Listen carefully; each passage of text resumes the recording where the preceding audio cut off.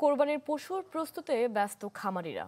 এ বিষয়ে আরো জানাতে গাইবান্ধা থেকে যোগ দিচ্ছেন আমাদের সহকর্মী আসাদুজ্জামান মামুন। মামুন,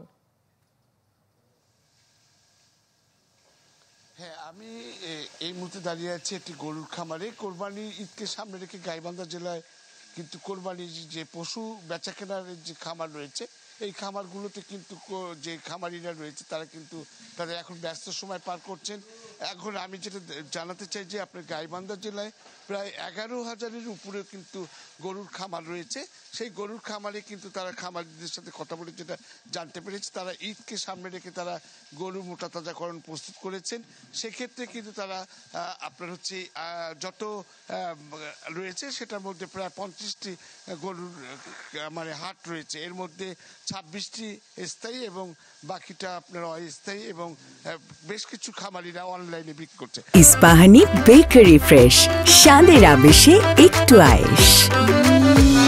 তা আমি এখানে খামারের সাথে কথা বলবো যে আসলে আপনাদের বেচা বিক্রি কেমন হচ্ছে, আপনারা কেমনটা মনে করছেন অন্যবারের তুলনায়?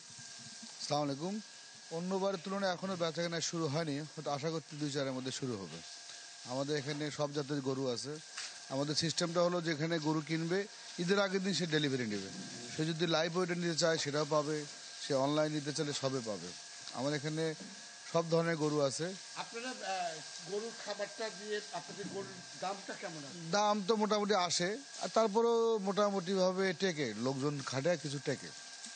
আপনি কি মনে করছেন এবারকে এখনো বুঝতেছি না, এবারকে কি হবে জানি না। আমার এখানে অনেক বড় গরু আছে, কিছু 8 মণ 9 মণ 10 মণ গরু আছে। কি হবে জানি না। এখন যেহেতু আর 2-4-5 দিন গেলে বোঝা যাবে যে গরুর বিক্রি কিরম হবে।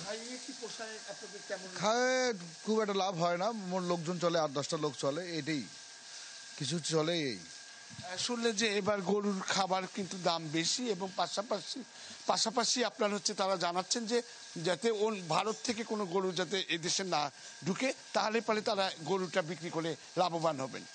এই ছিল এখনকার মতো গাইবান্ধার সর্বশেষ খবর। মামুন, আপনাকে ধন্যবাদ।